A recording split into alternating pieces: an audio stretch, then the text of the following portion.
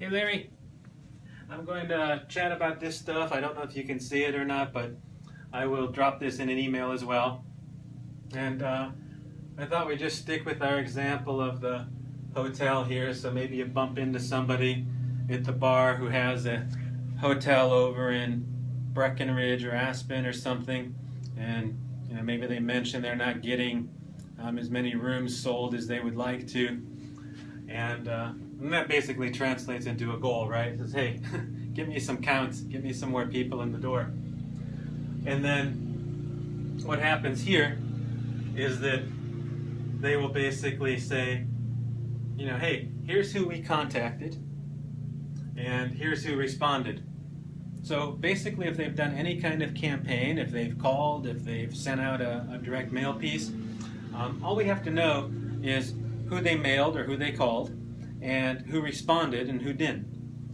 If we have that information, we can start to look for differences between those people who were customers and those people who never became customers. And I guarantee you there's going to be differences here. So just like our previous example, all that hotel would do would be to say, hey, here's a list of the people that we mailed, and then here's a list of the people that actually came.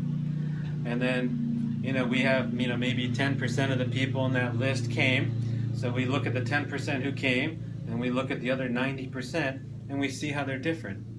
And again, we can use statistics to basically tell us what the most important distinctions are out of a bunch of different variables that we're going to go ahead and append to their file. And that would basically yield us a model. Now, a lot of small to mid-sized businesses are very disorganized. They haven't really thought through this stuff. They don't have people in-house to help guide them. So they may say, hey, you know what? I don't have any information at all. I know we've done some stuff in the past. We've called some people. We've sent out some emails, but nobody's really kept track of it. And if they did, nobody has ever really analyzed it. So, you could say, hey, look, well, why don't you have a look around, see if you can find it. And if you do, send it to us, and we can certainly help at that point because we can do some profiles, which would be great. If they haven't done anything, then we can still look at their existing customers, and every business will have their existing customers on file. So we get their existing customers, we join over our data, and then we can either profile or at least pull some lists. And even if we're just pulling a list based on what their current customer looks like, we can work with them, and they can send out that list, and then we can track the results. And once we track those results, then game is on, because we can go ahead and do these other things and really refine that target. So I hope that helps. Just by way of a summary here, like we mentioned at the bank, the business has two goals. It's to bring people in the door, and it's to go ahead and increase profit.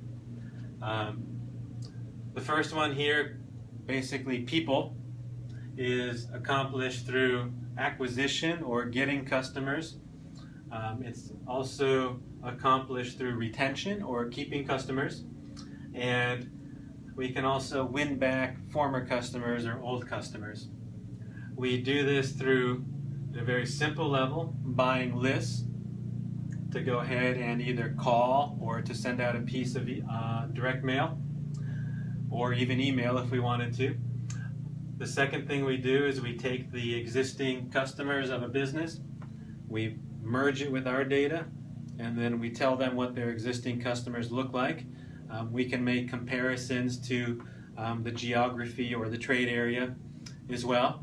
So we can see basically what factors pop, like age or income. And then the third thing we do is we can go ahead and do a model where we score everybody out. So everybody in that mailing list would get a score from 0 to 100, so that those with the highest score we know would be most likely to respond. Okay, and then we basically use models down here for the second goal of the business, which is to increase profit. And profit we defined as revenue minus the costs. And we said that one way we can increase profit is to help them refine their target about who they're going to go after. And we do this by using statistics and business analysis to look at the most profitable customers and basically focus on those, profile those, or model those out. So obviously you're dealing with a smaller group of people, so the counts will suffer, but the profit will be higher on those customers you get.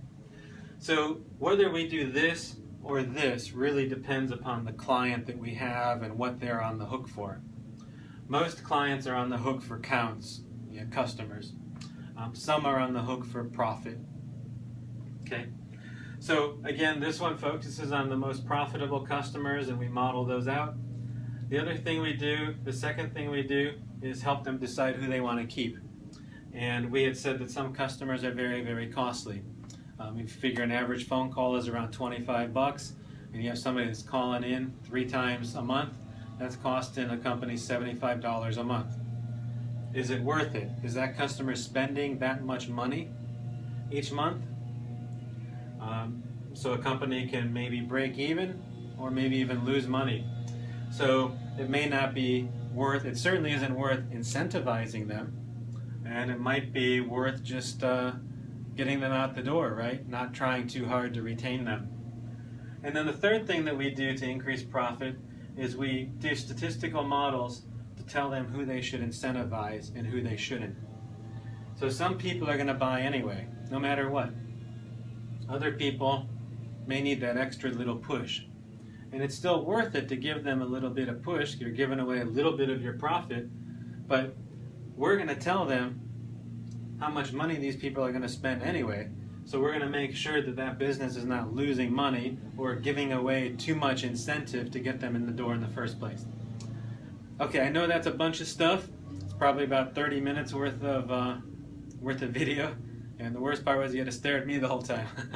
But anyway, I wanted to do this because I think it's a little more relevant than what you might find online. And it's probably a very good place to start, even if you did want to look at some other resources. So I'm very excited about this partnership we have. I'm sure it's going to work. There's a lot of money to be made and a lot of good things that we're going to do for the businesses as well. And we can obviously do it from the privacy of our own homes, which is probably the best thing. So we're not sitting in a cubicle or a hotel bar somewhere. Anyway, take care. Please tell Lindsay and Luke I said hello, and we will talk on Monday. All right, see you later. Bye.